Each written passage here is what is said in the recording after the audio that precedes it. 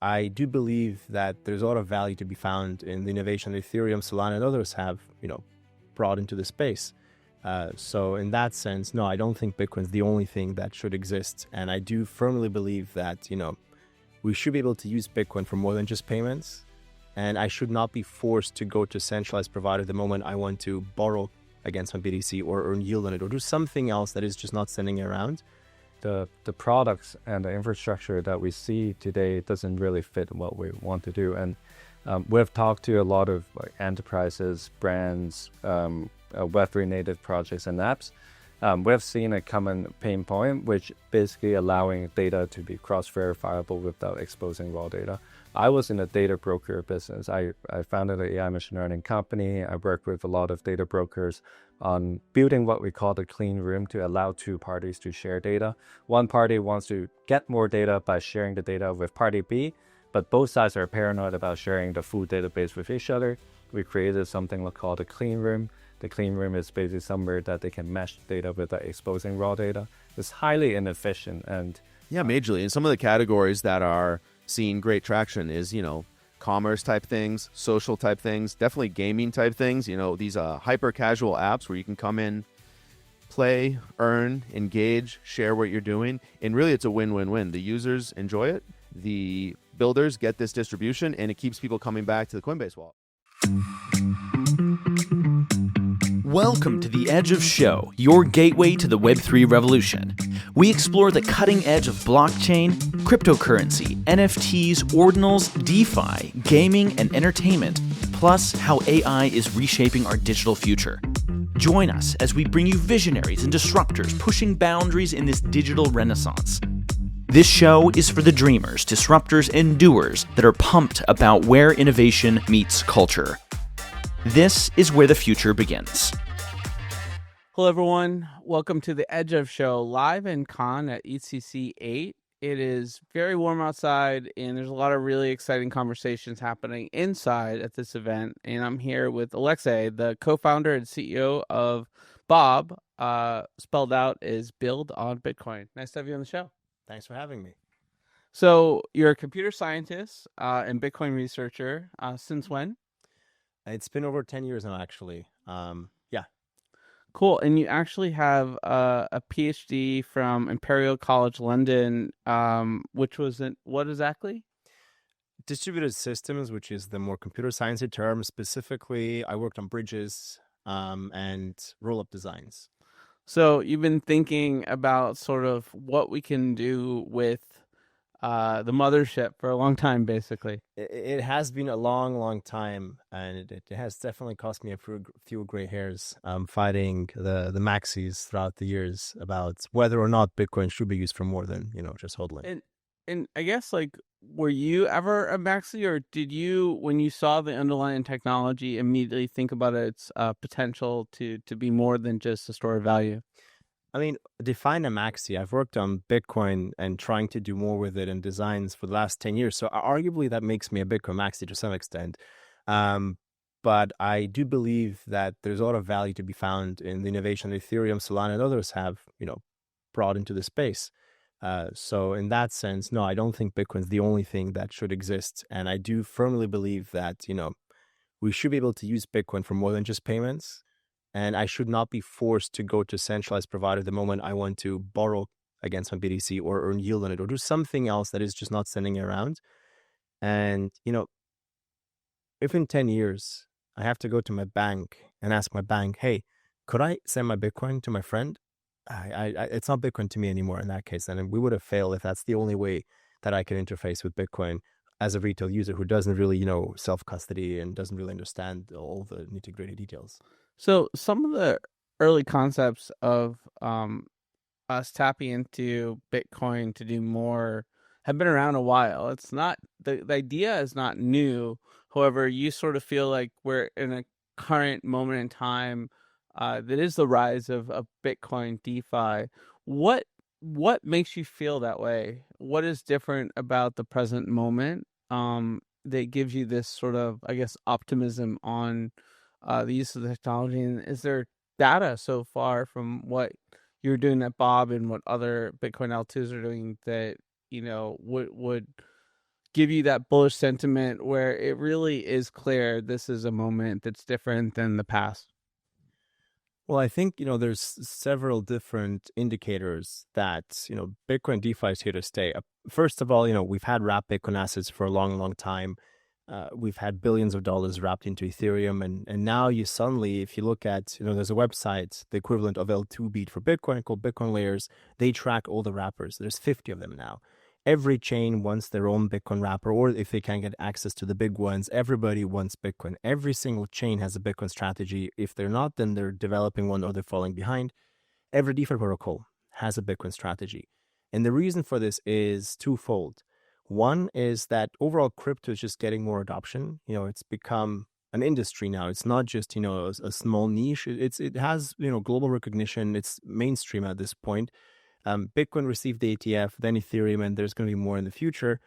And you also saw the kind of flip from banks saying Bitcoin is really, really bad for the environment to now selling it to your parents and grandparents.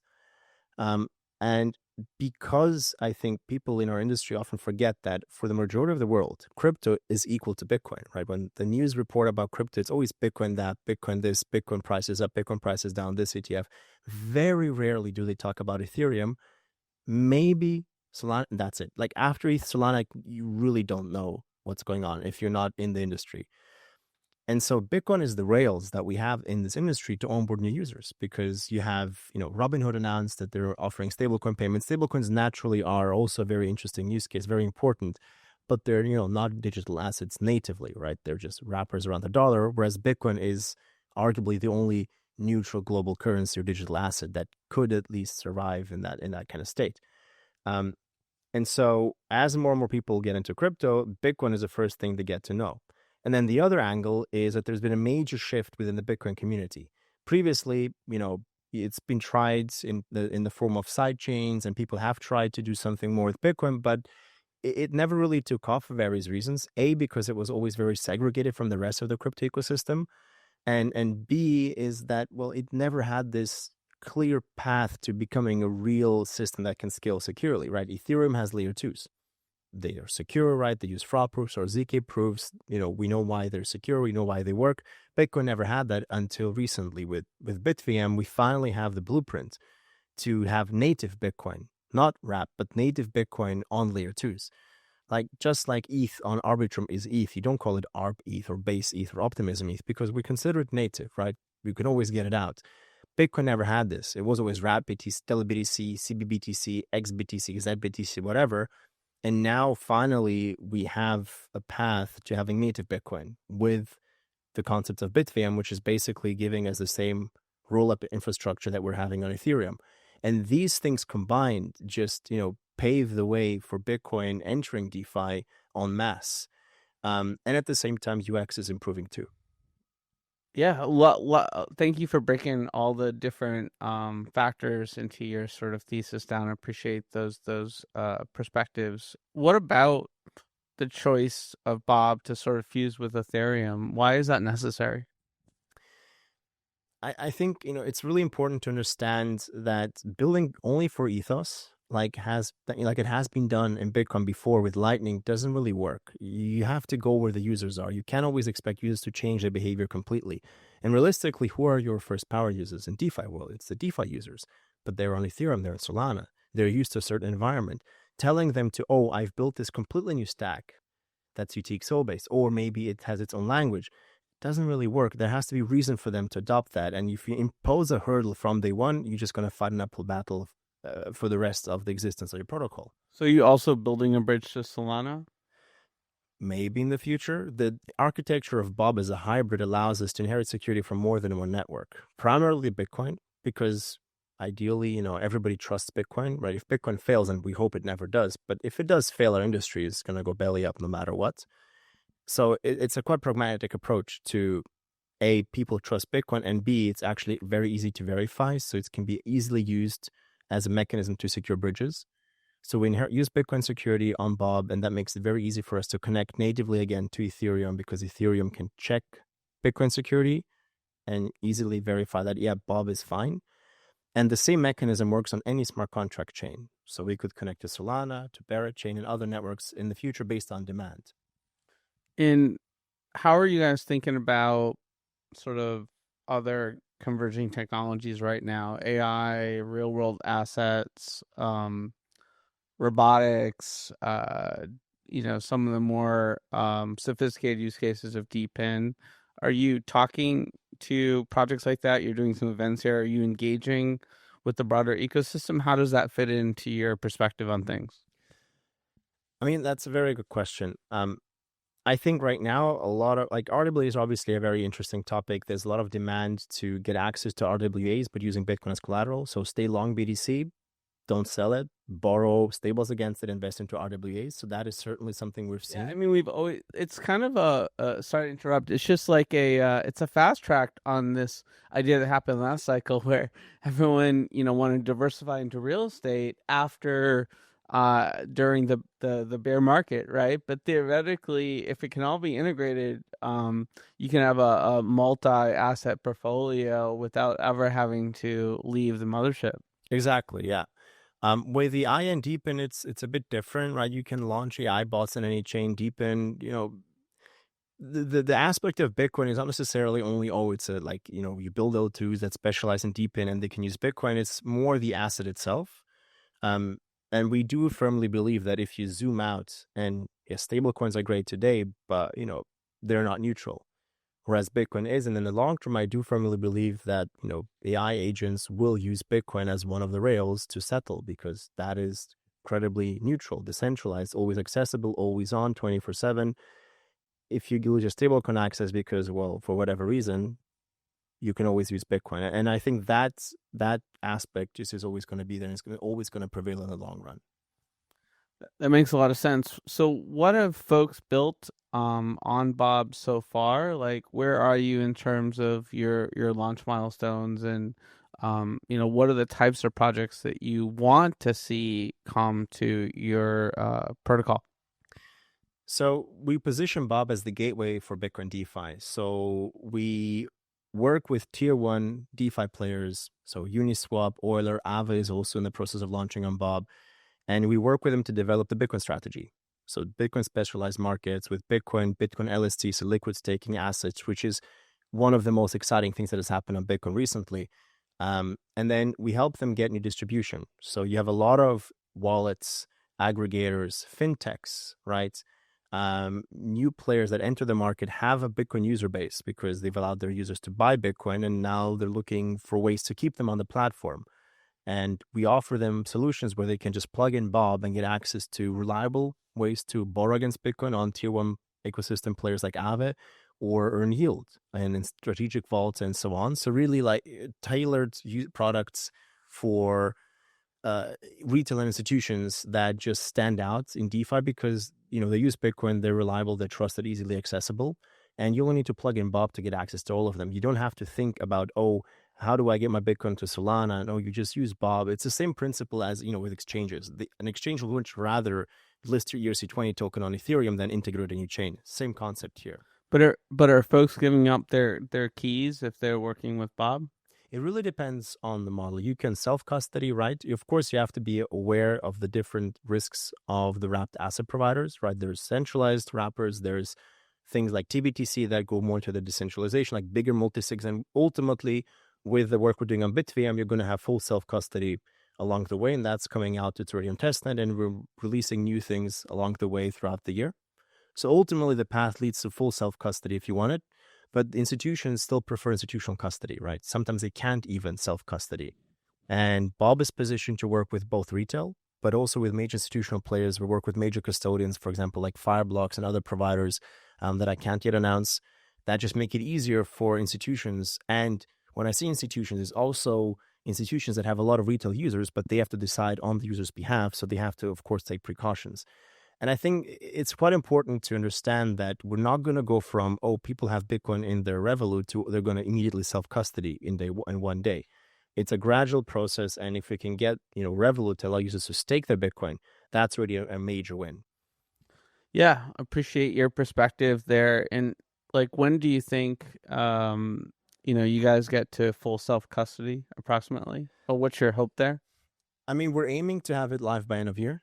We are making some interesting announcements tomorrow, depending when this airs. I may or may not be able to say it. Yeah, you can go ahead. This will not air tomorrow. It will probably air in a few weeks, maybe longer. Okay. So at EthCC, at the BitVM ACK event that we're hosting, we're announcing a new BitVM testnet with institutional partners.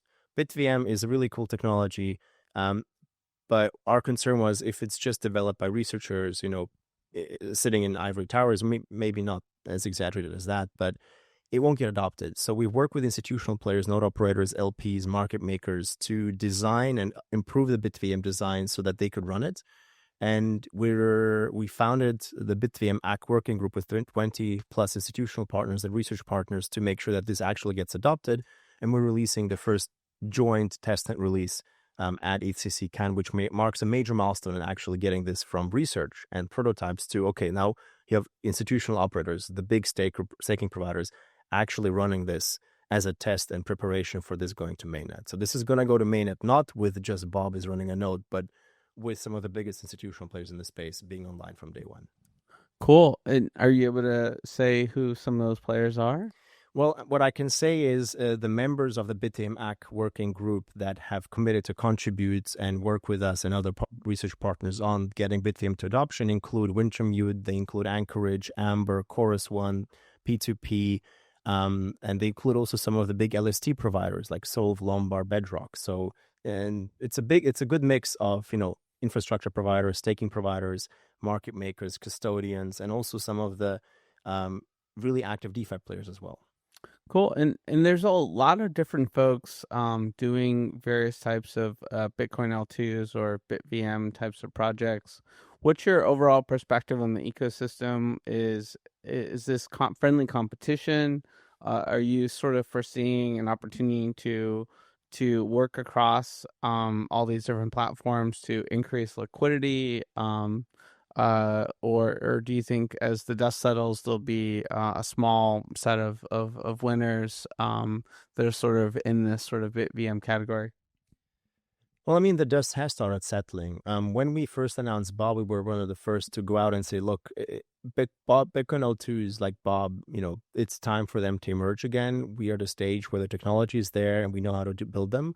And then 6 months later, we had 80 competitors that had claimed or announced that they're doing something with Bitcoin, right? A lot of chains kind of started pivoting to Bitcoin. Then a lot of them then kind of switched to AI, quantum. You have a lot of like ecosystems looking for their positioning.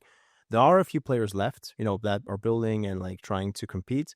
But I still think when the dust settles, it's just going to be a few players left. I generally think that we need fewer chains, more applications.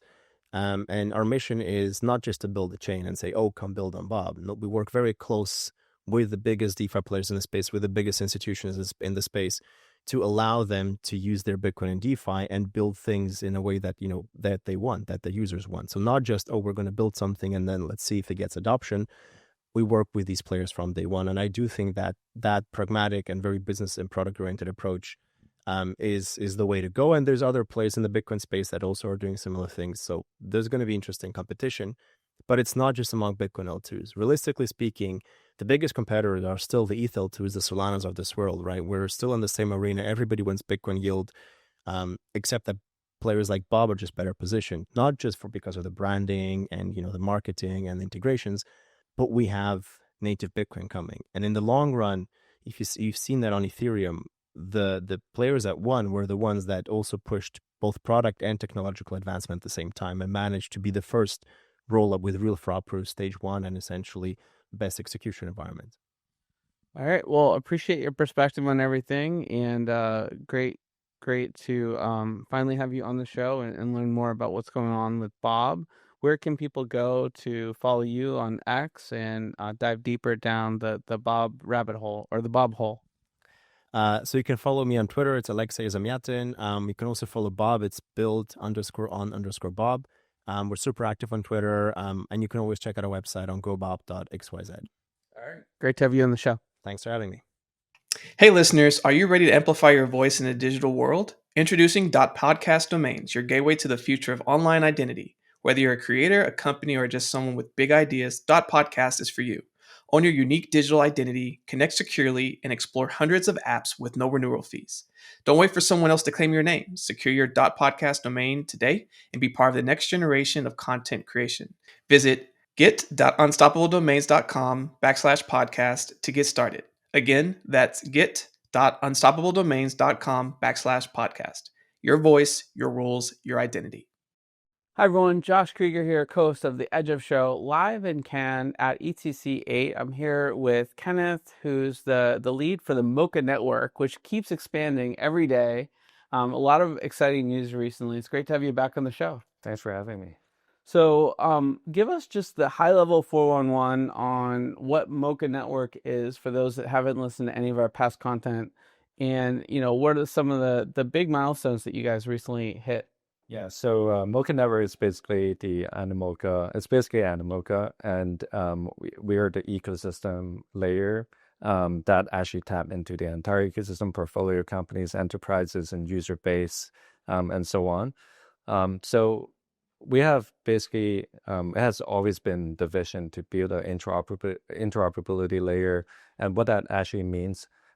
So starting from when we actually started the project, we always have the vision of having a fully decentralized identity, self-sovereign identity, allow the user to actually bring their data everywhere and be verifiable. Because we believe interoperability doesn't start from another blockchain to create more fragmentation in the space, but it's more like creating a blockchain ecosystem where it can be chain agnostic and working symbiotically with a lot of the other chains by being the identity layer. So does that mean across like all types of consumer use cases for identity? Like I go to the doctor, I go to a local retailer. I mean, is that the expansion of the vision? Yeah, like the use cases of identity, even no, let's not differentiate between Web 2 and Web 3. Right. Just identity. Just identity is basically being used on a day-to-day basis, both like in traditional industries or tech and so on. If you go to Marriott Bonvoy website, you see the loyalty program is not being called loyalty.marriott.com. It's called identity.marriott.com. Meta, Google Ads, and all these are identity businesses. They're basically monetizing identities. So it can be a lot of different use cases, financial use cases, healthcare, education, recruitment, gaming, and so on. And the fun thing is, and what is going to be very impactful is what we're building here is a home for all these identities across these verticals. Users finally can have one unified identity, having all these data re-owned by the data, encrypted with the user key, and allow the user to bring those data everywhere without any centralized entity getting involved in between the process. So it's highly scalable, highly efficient, highly interoperable. That is really creating a autonomous and interoperable internet, verifiable internet.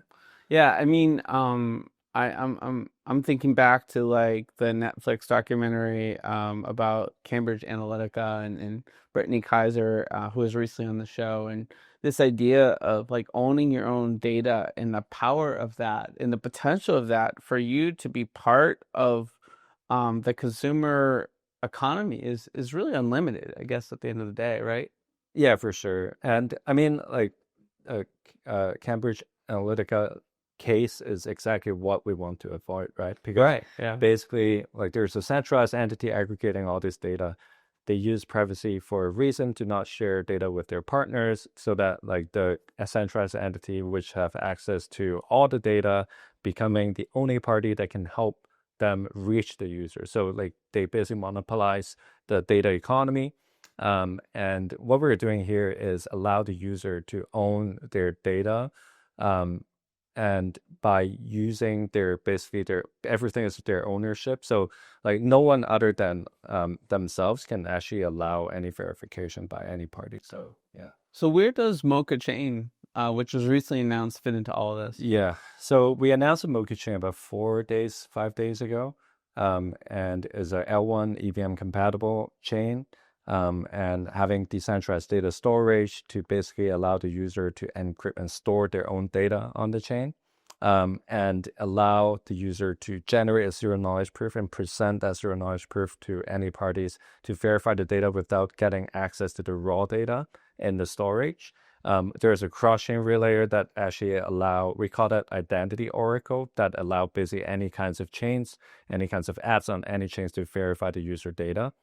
And with zkTLS, that actually allowed the user to onboard any kinds of web data you see on the screen, and verify the proof. So it can be the likes of bank account balance, your trading volume on Coinbase. So pretty vast scope. I think in our industry, we have this tendency to create solutions without problems. And I know you guys are trying to sort of be focused on solving real problems. What are the pain points the Moca chain solves that just aren't accessible with the 80 other L1s that are out there that got you sort of the conviction to do this? Yeah, so it's really, we have seen a lot of things and we want to build a lot of things, but like the products and the infrastructure that we see today doesn't really fit what we want to do. And we've talked to a lot of like enterprises, brands, Web3 native projects and apps. We've seen a common pain point, which basically allowing data to be cross-verifiable without exposing raw data. I was in a data broker business. I founded an AI machine learning company. I worked with a lot of data brokers on building what we call the clean room to allow two parties to share data. One party wants to get more data by sharing the data with party B, but both sides are paranoid about sharing the full database with each other. We created something called a clean room. The clean room is basically somewhere that they can mesh data without exposing raw data. It's highly inefficient and complicated. And also, the users do not have the full awareness of this is happening, but it's their data. You know what I mean? So what we're doing is making this process highly scalable and self-sovereign. So a user have full control, they monetize based on their own data, on their own terms. And everything is interoperable, like once you have that in your ownership. Cool. What are some of the most immediate use cases that are coming up? I know you just had a demo day here in Cannes, one reason that you're here. What are you sort of looking for the community to sort of galvanize support behind? Yeah, so we see a lot of value in financial data, such as bank account balance or your taxable income, accredited investor, and so on. And there's a lot of like other companies, such as like exchanges, want to verify that data from a user onboarding perspective. They want to have a verified user onboarding, right?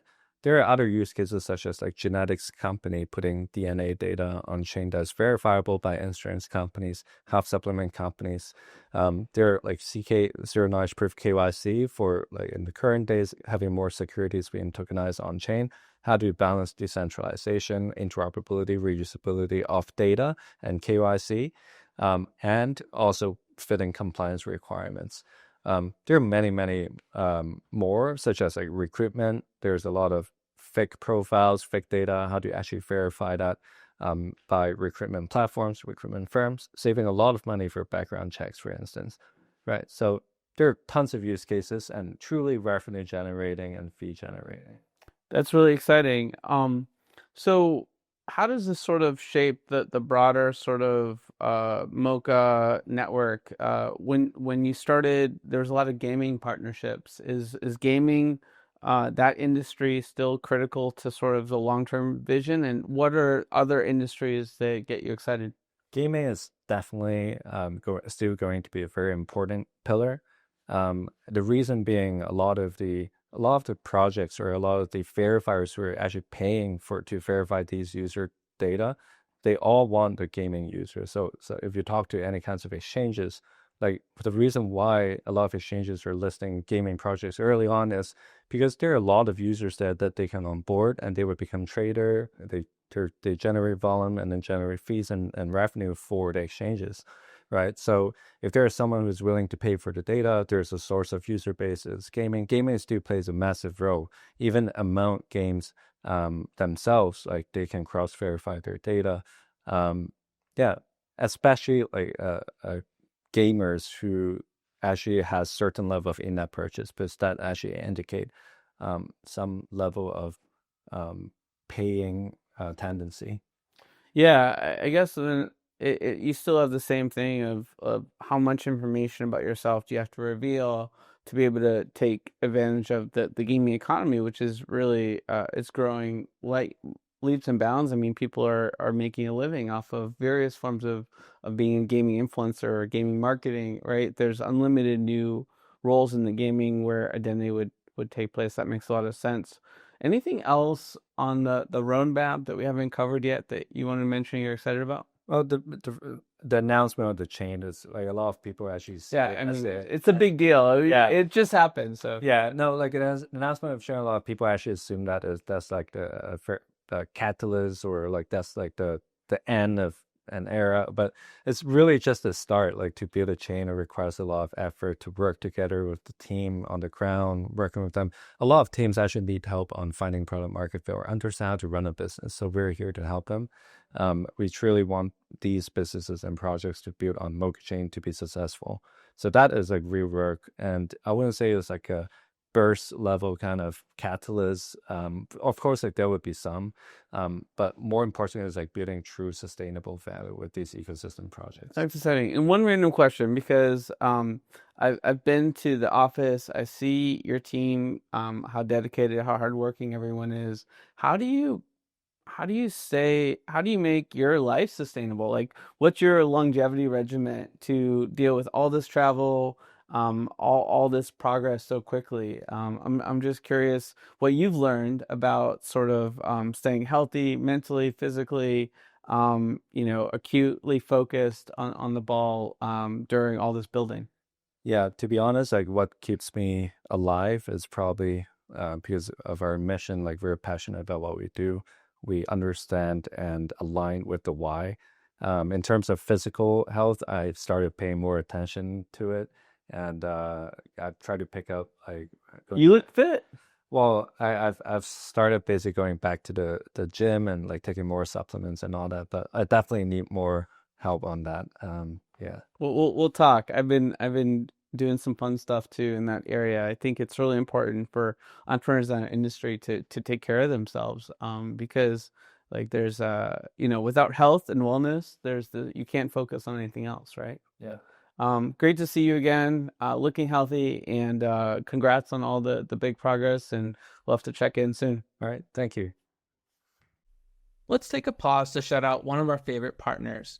For tech innovators facing legal challenges, Zuba Lawler is your go-to law firm. They focus on understanding your technology and business model before addressing legal requirements. Specializing in blockchain, AI, VR, AR, quantum computing, and more, Zuba Lawler offers expert guidance in capital raising, IP transactions, M&A, litigation, and compliance. Visit zuberlawler.com, that's ZUBERLAWLER.com, for cutting-edge legal solutions. Hi, everyone. This is Josh Krieger, your co-host for The Edge of Show, and we're live at EthCC 8 in Cannes, France. It is really exciting to be here. This is my first time in Cannes and my first time at EthCC. It's just a great event, and I'm so pleased to be here with Tom Vieira, who's the head of product at Base, and that is produced by Coinbase, of course. Tom, great to have you on the show. Hey, Josh, thanks for having me. I'm really excited to have our conversation today. So, I guess you're based in Miami, so you weren't coming here for the beach and the sun. But it's a smooth transition. Let's put it that way. Yes. Yeah. What brings you to this particular event? What's going on here that's sort of relevant to the Base community? Totally. Well, I think Europe has always been a hub of crypto and on-chain innovation, and especially Ethereum. And so I think it's great for myself and some of the rest of the Base core team, from the product to the DevRel group, to come and connect with builders on the ground and really to share more of what we're doing at Base, and also hear more of the needs here that are unique to Europe and the European Union as we, bring the world on chain. That's cool. And I think it's interesting because when you guys first came out, everyone was like, why do we need another L2? What's going on in the EVM community? Is things getting a little bit too, crowded? And you guys have really sort of set out on your own niche and really tried to bring a lot of new activity on chain. So would love to sort of get the 411 from you on what's new at Base and what's kind of exciting you these days.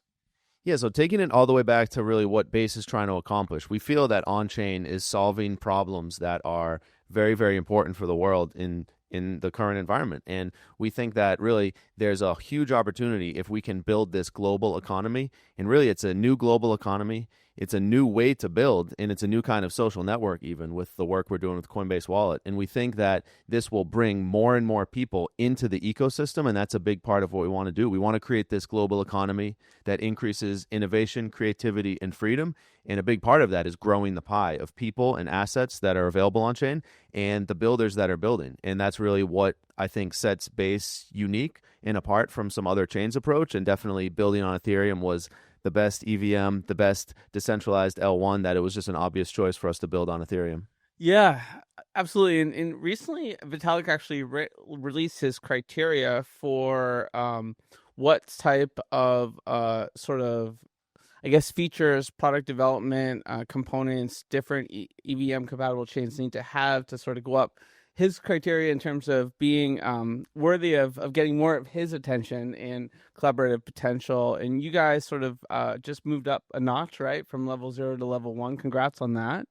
Yeah, thanks. It's, an important value at Base, even though we're built by, incubated inside Coinbase, a public company. Decentralization and permissionlessness is one of the core values that we hold dear to our heart. And so in Q4 of 2024, we got live with permissionless fault proofs. And earlier this year in 2025, we got live with our Security Council, which is achieving stage 1 decentralization.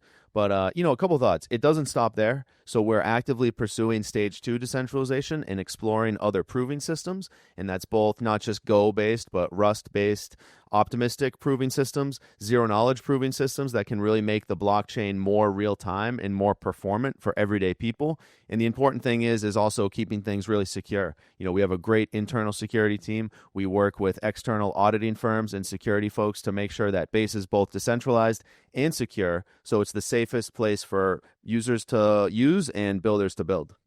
Have you or any members of your team had a chance to chat with Vitalik about what you're up to and your aspirations? Yeah, certainly. We've got a good relationship with Vitalik. Myself, I know Jesse is in Vitalik's DMs and has a good conversation going with, both Vitalik and with the rest of the Ethereum Foundation. And it's very important that we stay in close contact as we scale the L2, we help scale the L1, and we help improve usability. I think we all win together. And I mean, Base, Ethereum, other blockchains, we win together. And I think there's a really positive sum way that we approach building at Base that I'm proud to be a part of. Right on. And I guess as you're thinking about like new products and services, mini apps have become a popular trend and have a lot of real world utility. What sort of got you guys thinking about mini apps? What are the types of mini apps that you're trying to build? Why are they important? Yeah, when we hear from builders, there's some of the same needs will recur over and over again. Like, what do builders want?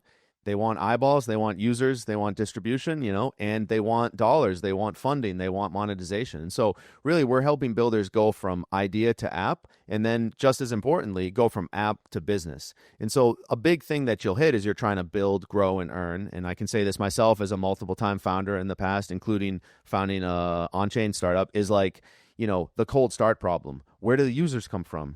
If you build it, they won't just come. You have to kind of go out there. And I think that type of guerrilla boots on the ground growth is great.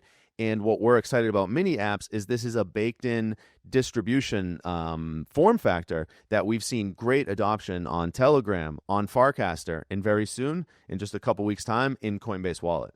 And so the idea is if you're a early app that's just getting going or even have an idea, mini apps are a great way to get that early distribution or get early validation for your idea, learn and find those initial sparks of traction. And I would say if you're an established app, mini apps can be a great way to kind of drive that top of funnel or drive retention. And it basically, for those that don't know to say what a mini app is, it's an app inside an app. So you can just go inside Coinbase Wallet, see mini apps that are, driving activity, and just tap it, and it knows who you are, so you don't have to sign in. It knows your social graph, so it knows how you're connected in the on-chain ecosystem. And, you can use your stable coins or your coin balances. You can connect with people. You can buy things. There's great viral loops for builders building, and it's a really powerful new way, again, to get users and start growing your app.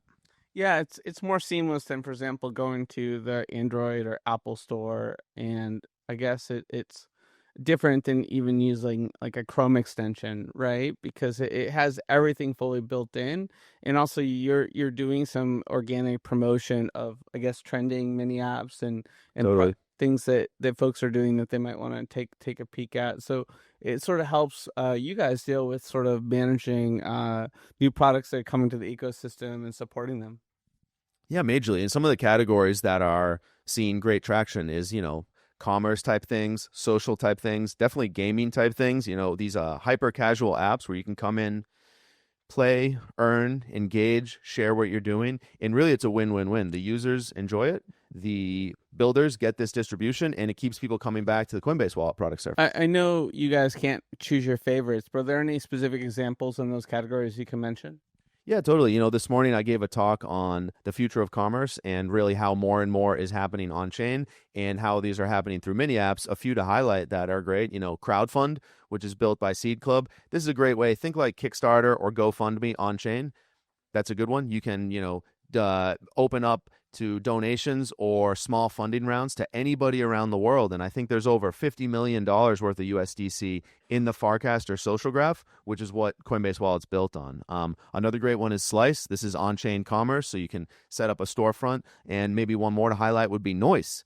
This isn't a commerce app per se, but it's basically you can set microtransaction values in USDC to be able to, if somebody likes your content or engages with your content, you can pay out small bounties. And so this type of mini app like experimentation and innovation, I think is the next wave of how we're going to see consumer crypto adoption and really grow from, a few million people on chain to get that first real breakout killer app on chain that has 100 million plus people every month using on chain. So those would be a few that I'd highlight in the commerce niche especially. And there's some other great ones too.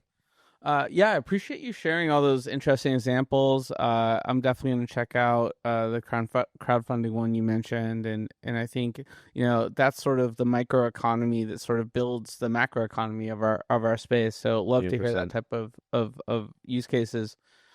Speaking of like trends, on the developer side, what are some of the promising trends that you're seeing in terms of, I guess, the types of developers coming to the Base ecosystem, their backgrounds, the types of things that they're excited to build, how they're sort of elevating the Base ecosystem? Yeah, so, a huge part of it is builders that are excited about new ways to move money around that's, 24/7, global, worldwide. And I think, Base being super fast, so less than a second for block times very soon, less than a cent for median transaction fees, and 24/7 global. That attracts builders that are interested in some of those like economics. But one thing we haven't mentioned yet, Josh, is like AI, right? So, AI, agentic commerce, these new ways of generative AI that are impacting how we build, how we interact with the world, how we search for information. There's huge adoption that we're seeing with people using on-chain payment rails for AI use cases. So it's not necessarily just, kind of crypto native use cases. It's really anything that an agent wants to do or anything that an LLM chatbot wants to do can be more effectively facilitated by on-chain, these building blocks like smart contracts and like the EVM, which is so expressive. And so on Base specifically, we're seeing a huge wave of developers coming in. I was out at EthSF, which it felt more like AI SF, where there was like 300 people packed in the Buildathon kickoff, all AI developers and wanting to learn about how crypto can help their AI-focused product. Wow, that's really interesting. Yeah, we had Jonathan King, your head of ventures, on the show, sharing his theory about sort of AI being the middle layer, so to speak, of blockchain. And I guess I'm curious, like, had a lot of conversations recently with folks sort of going after AGI, from an AI perspective, and sort of releasing really interesting agent economies where there's a lot of ranking and competition. Do you see Base interacting with all these different decentralized AI players? And are you guys taking like a step towards that direction of sort of building your own marketplaces and whatnot for AI agents, or letting the community do that for you? Yeah, I think it's a little bit of both. And maybe to highlight 3 ways that we're seeing adoption and working with the AI-focused builder ecosystem. One would just be around, agentic commerce and agentic connections to the blockchain. And so earlier this year, we prototyped Base MCP, which is, Anthropic spec, and that's also supported by ChatGPT now that there's tools and resources that you can talk to. So essentially, part of what makes crypto and on-chain so good is how plug and play everything is. So now you can write from your chat interface, or you can have your agent, making a swap or sending a stablecoin payment or doing a borrow and lend trade. That's a very compelling one. A second one would just be around the rise of vibe coding and the new way that builders are building. And so, for the past 10 or 15 years, my Uber driver has been excited that, oh, you build apps or you do this, and then they have an idea and then they want to learn how to build it. Now, I've heard that vibe coding isn't quite up to snuff, where if you don't have a coding background, you can't get a lot out of it. I've been meaning to try it one of these weekends. What's your experience so far? Yeah, so I think there's a range of vibe coding, like generative AI tools. Some are, yes, I'd agree that, Cursor, Claude Code, Windsurf, you probably need a developer background still, but there's some partnerships that we've been striking and making sure our builder tools work really well with these more low code, no code ones. So just to shout out a few, Bolt, Lovable, V0, Replit, these are kind of, good for deep developers, but also just to come in and prompt. If you have an idea, you can go from zero to workable prototype quite quickly. And a big part of what we're trying to do is make sure that our developer stack, like the Smart Wallet,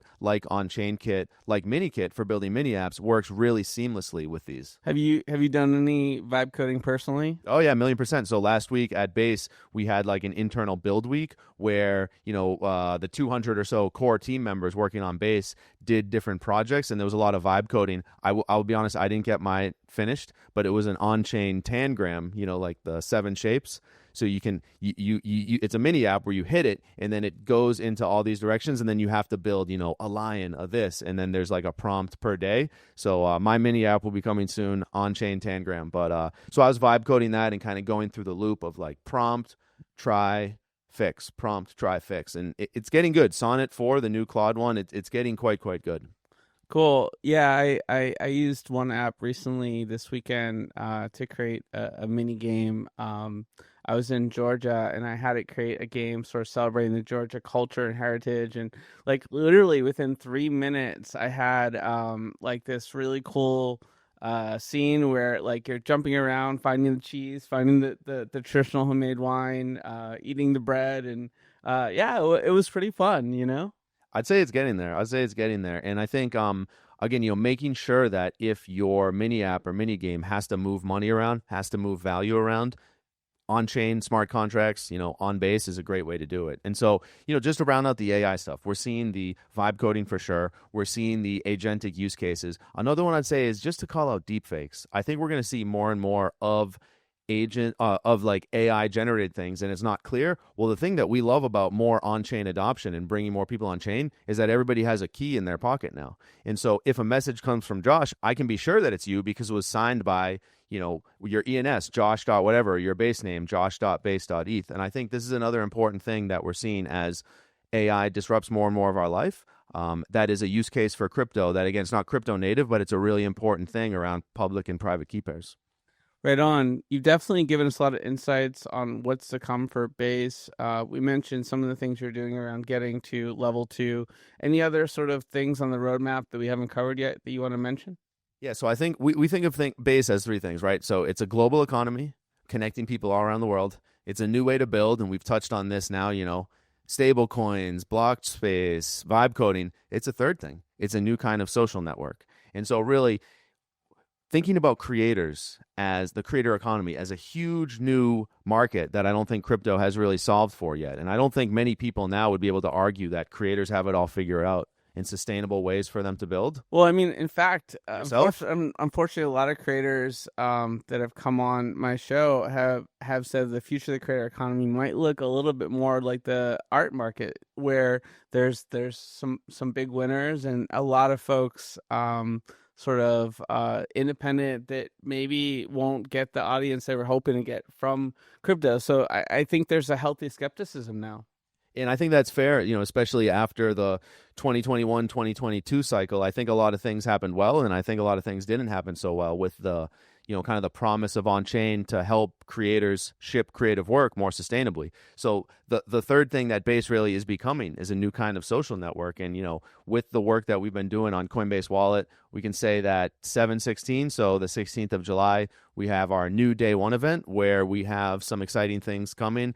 We have already shared that Coinbase Wallet will be getting a new name, TBA, and really excited there. So to follow along with that, you can go to newday1.xyz, all spelled out. And I really think that it's another big component of bringing the world on chain. It's not just builders, it's not just people, it's people that are creating day in, day out. And we're really excited about how crypto and on-chain can solve some of those problems in a unique way, hopefully learning from some of the opportunities and things in the past to really try and make it open for everyone to participate and experience the upsides.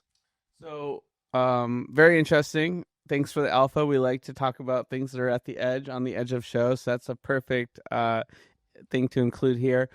Looking ahead, 2026, you guys hit these milestones. What's the big headline around sort of commerce and how blockchain is sort of playing a role globally?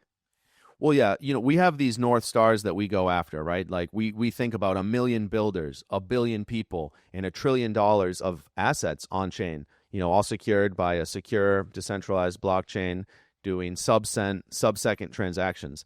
I think, just speaking of commerce, it's projected to be over $4 trillion annually in the next couple of years. I think we're going to see more and more and more of that happening on chain, happening on Base, and sure, other smart contract platforms too. And so I think the things that we really care about is not so much the product names or the features or the new types of assets, but it's all about the people and the impact that we're having. And so we want to get to that billion people on chain experiencing more freedom in their economic lives and in their everyday lives. And we think we're on the right trajectory to do so.